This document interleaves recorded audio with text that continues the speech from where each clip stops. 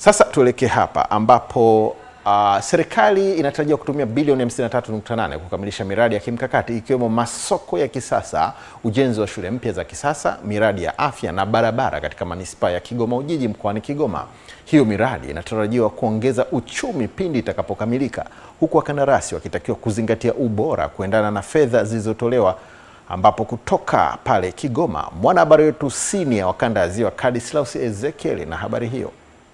Waswahili wanasema kuamini ni kuona. Hapa jopo la viongozi mbalimbali manispaa ya Kigoma Ujiji wanafanya ziara ya kukagua miradi mbalimbali inayotekelezwa na kutoa ushauri. Katika mradi wa ujenzi wa soko la Mwanga unaojengwa kwa thamani ya bilioni 16.5, mkurugenzi wa manispaa ya Kigoma Ujiji Kisena Mabuba akabainisha miradi itakavyosaidia upatikanaji wa huduma bora. Moja, inatengeneza mvuto wa mji, lakini pia inaenda kutoa urahisisha huduma kwa wananchi. Mfano, katika maeneo tuliyopita tumeona hospitali, tumeona shule, mnaona shule jinsi gani zilivyo, zinaenda kurahisisha huduma. Lakini pia tunataka kuwaambia watu kwamba Kigoma ni kama maeneo mengine. Sasa hivi ukija kwetu Kigoma hakuna kitu ambacho utakachokosa.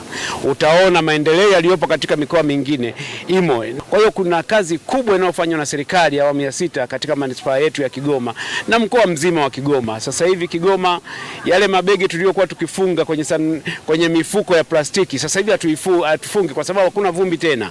Tunakwenda barabara zote sasa hivi tumeunganishwa kwa lami. Awali mhandisi wa mradi wa soko la Mwanga Joseph Marandu akaeleza utekelezaji wake, huku mkurugenzi Mabuba anasema mradi huo ni chachu ya kukuza uchumi. Maendeleo ya mradi kwa sasa hivi ni 43%.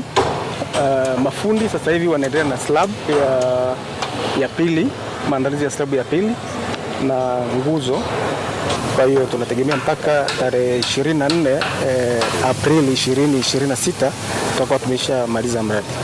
Hapa tunaenda kukusanya bilioni 1.2. Kwa hiyo itakuwa na ongezeko kubwa sana la mapato ndani ya manispaa yetu. Kwa hiyo kumalizika kwa mradi huu itakuwa ni juhudi za serikali kuzifanya manispaa ziweze kujitegemea. Mtaona kwamba mradi huu tumejenga katika eneo ambalo moja icon ndani ya Kigoma, kwa sababu unapoingia ndani ya mji wetu na manispaa yetu utakutana na hili jengo. Utaliona na litakuwa ni jengo ambalo litakuwa linavutia kiasi kwamba litaendelea, litakuwa ni sehemu ya pambo la mji. Kama miji mingine iliyoendelea, basi na sisi tunajivunia kuwepo kwa jengo hili. Safari ya ukaguzi wa miradi ikawasili kushuhudia ujenzi wa uwanja wa ndege wa kisasa. Hapa mchumi wa manispaa ya Kigoma Ujiji Julius Ndere anasema uchumi unaenda kukua kwa kasi. Mambo ya usafiri na usafirishaji ni muhimu sana kwa ajili ya kufanya maendeleo katika eneo letu hili. Tunajua nchi nyingi ambazo tunapakana nazo katika upande huu wa Ziwa Tanganyika, nchi kama Burundi, Kongo, Zambia, hata Rwanda na nchi zingine katika maeneo haya yanategemea zaidi uwanja wetu huu wa ndege kwa ajili ya shughuli zao. Kwa hiyo sisi uwanja huu na manufaa makubwa kiuchumi. Tunatarajia biashara zitaongezeka, usafirishaji utaongezeka, kwa hiyo tutapata fedha za kigeni. Wananchi pia katika utekelezaji wa miradi hii wameeleza namna ambavyo wananufaika. Biashara zitakuwa zinatoka kwa sababu mwingiliano wa watu watakuwa wanakuja watu wengi kutoka sehemu tofauti tofauti. Kwa hiyo maendeleo yatakuwepo ya kutosha. Mimi namshukuru mama, akatusaidia sana kwenye hii miradi, na Mungu ampe nguvu, apate nguvu zaidi, miradi mingine iendelee. Kutoka eneo hili la upanuzi wa uwanja wa ndege manispaa ya Kigoma Ujiji mkoani Kigoma, mimi ni Kadislaus Ezekiel.